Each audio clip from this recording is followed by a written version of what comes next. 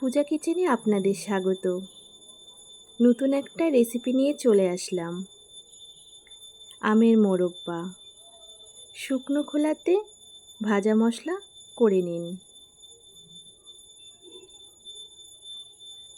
মিক্সিতে দিয়ে গুঁড়ো করে নিন। কড়াইতে তেল দিয়ে নিন। ফোড়নে দিয়ে দিন।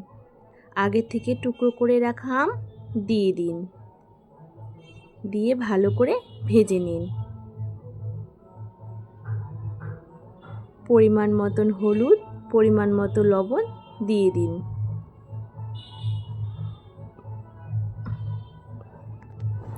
এক কিলো আম নিয়েছি, 1.5 কিলো গুড় দিয়ে দিন।